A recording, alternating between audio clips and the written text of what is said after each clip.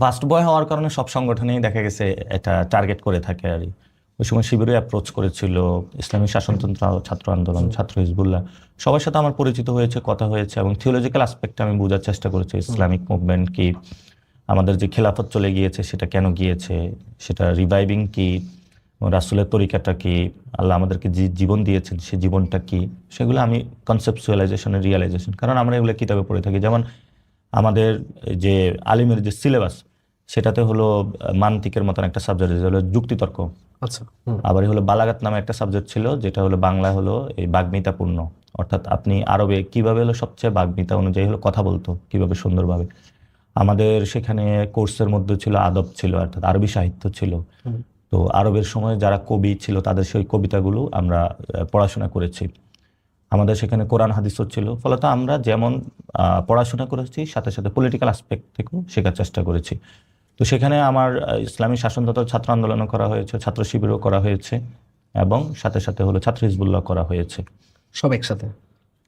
আমার বেসিক্যালি কি যে আমি কনসেপ্টটা বোঝার বেশি ট্রাই করি, অর্থাৎ এই সংগঠনটা কেন উৎপত্তি হয়েছে, তারা কি প্রপোজ করে মানুষের কাছে, ওই জায়গাটা আমি ধরার চেষ্টা করি। তো ইসলামী ছাত্র শিবিরের যিনি এই আন্দোলনের জন্ম দিয়েছিলেন, মানে কোর কনসেপ্টের জায়গায়, সেটা হলো মাওলানা মওদুদী। আচ্ছা। তো মাওলানা মওদুদী হলো, উনি খেলাফত এবং মুলুকিয়াত একটা বই আছে, যেখানে হলো খেলাফত, ইসলামিক রাষ্ট্র ব্যবস্থা কেমন হবে, এই জায়গাটা বেশ গুছালো ওনার আলোচনা আছে, সেই জায়গাটা আমি কনসেপচুয়ালাইজ করতে পেরেছি।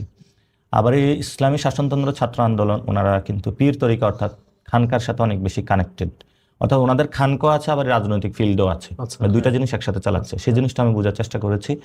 আর যেটা ছাত্র হিজবুল্লাহ, সারসিনা হুজুর হাসান মরহুম, উনি এটা শুরু করেছিলেন। তো সেই জায়গাটা হলো সোহবাতে মুসলিহিন বলা হয়ে থাকে, অর্থাৎ ভালো লোকদের সাথে চলাফেরা। তো ওনাদেরও তরিকা আছে, তরিকা কিভাবে কাজ করে, সুফিজম কি, সেগুলো বোঝার চেষ্টা করেছি। অর্থাৎ মডার্ন ইসলামিক পলিটিক্স, সুফিজম সবগুলাই বোঝার চেষ্টা করেছি। তখন দেখি টার্গেট ছিল যে আমি বড় রাজনীতিবিদ হবো, যার কারণে আমি সবকিছু শিখবো, তারপরে আস্তে আস্তে রাজনীতিতে আসবো, বিষয়টা কেমন দাঁড়াইছিল? এটা তো আসলে আমার ওইভাবে ছিল না। আমি চেয়েছিলাম সবসময় সোসাইটিতে কোনো ইম্প্যাক্টফুল কোনো কিছু করা। তো ওই জায়গা থেকে কখনো রাজনীতি, কখনো সোসাইটাল জায়গা থেকে অ্যাক্টিভিজম, কিন্তু লক্ষ্য একটাই, বাংলাদেশ অথবা আমাদের সোসাইটির পরিবর্তন। এবং সেখানে আমি মনে করি যে আমাদের এখানে মুসলমানরা অনেক বিপদে আছে। বিপদে আছে কারণ আমাদের একটা এখন স্টেট হয়ে ওঠে নাই আমাদের। মানুষ তো তাহলে ভালনারেবল থাকে। আমাদের কালচারাল এখনো পরিপূর্ণতা হয়ে আমরা উঠি নাই।